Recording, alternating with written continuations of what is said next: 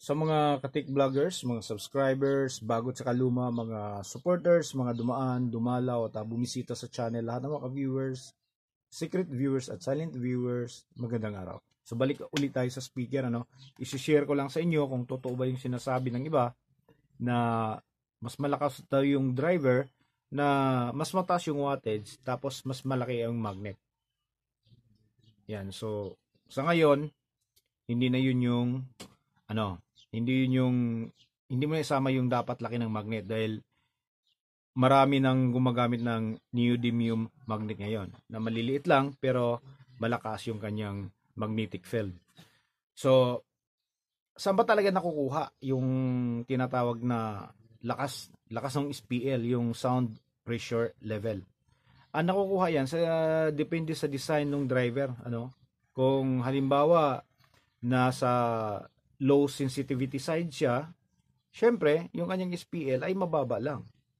Yung kanyang loudness, mas mababa kung ikukumpara mo siya sa high sensitivity level driver. So, yung 86 dB pababa, 86 decibel pababa, yun yung nasa low sensitivity side. Tapos, yung high sensitivity driver naman ay 90 dB pataas. Nasa high sensitivity side naman siya.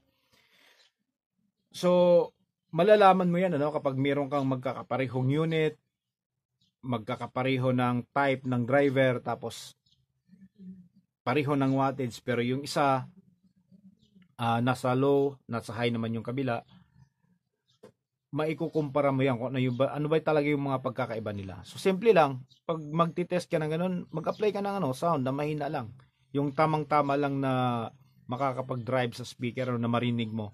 Pagpalagay na lang natin, yung standard kasi 1 watt. Tapos, from the speaker, 1 meter yung distansya mo. So, ganun lang. O, kahit na mas malapit, pakinggan mo kung alin yung mas malakas sa dalawa na yon.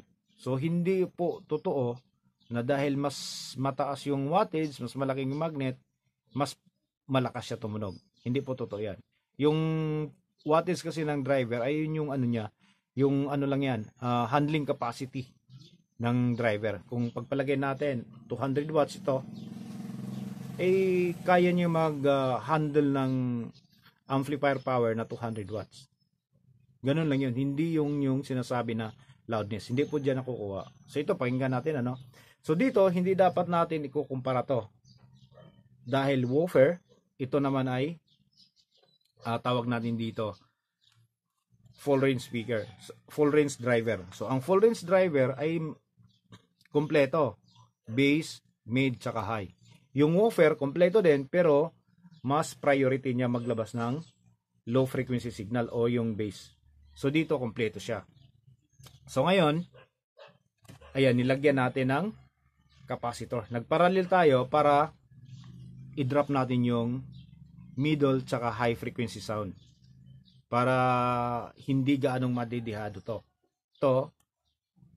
Kung sa bagay, lamang na to. Kung totoong mas malakas yung taas ang wattage, tsaka mas malaki yung magnet, mas lamang pa siya. Dahil may nakalagay na kapasitor dito. So yung SPL nito bumaba. Subukan nyo. Para kayo mismo yung maka-experience kung yung bang sinasabi natin, yung dinidemo natin, tinitest, ginagawa natin dito ay kasinungalingan. Hindi totoo. Okay, so test natin.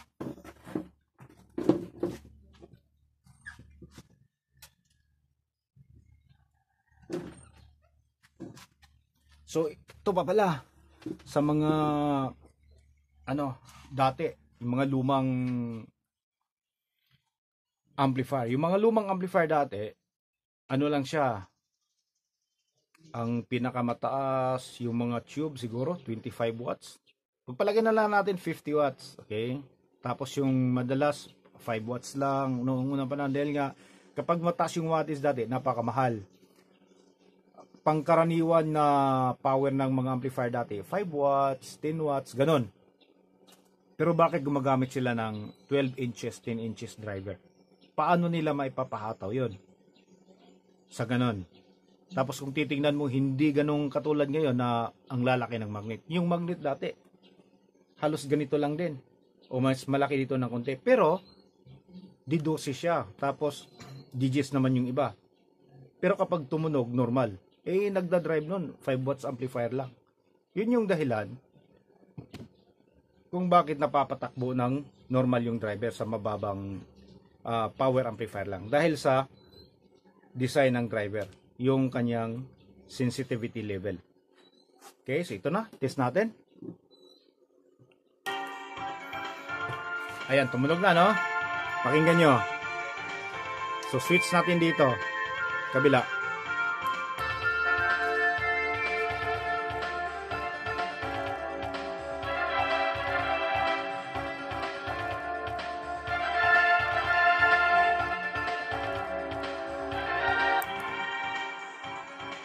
So, advantage pa dyan, yung microphone natin ay dito sa side na to. Ayan. Para talagang maano nyo.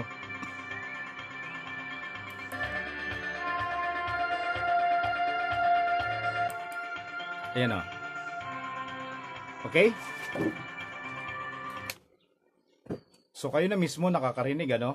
Naririnig nyo mismo, tapos nakikita nyo kung ano yung mga tinitest natin at sinasabi natin. So kayo mismo, kung meron kayong mga ganitong mga driver, pwede nyong i-test.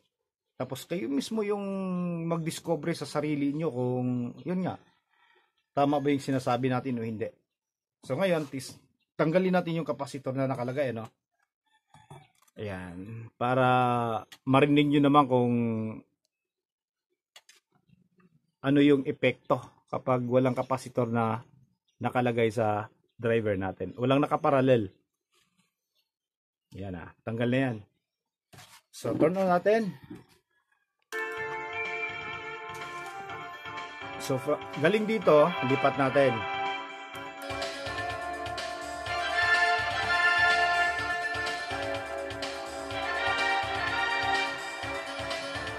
Yan ang tunog ng full range driver. Okay? Mas makalansing, mas lutang yung kanyang mid-high kung ikukumpara mo naman siya sa instrumental driver. Yan na.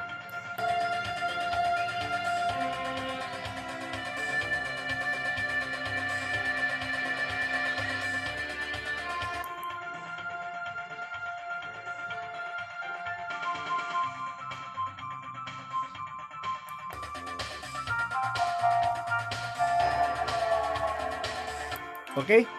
So yun. Hindi po yung taas ng wattage ng driver mo, hindi po dahil malaki yung magnet ang basihan para sabihin mas malakas yung driver. So hanggang dito na lang tayo. Maraming salamat. God bless at bye-bye.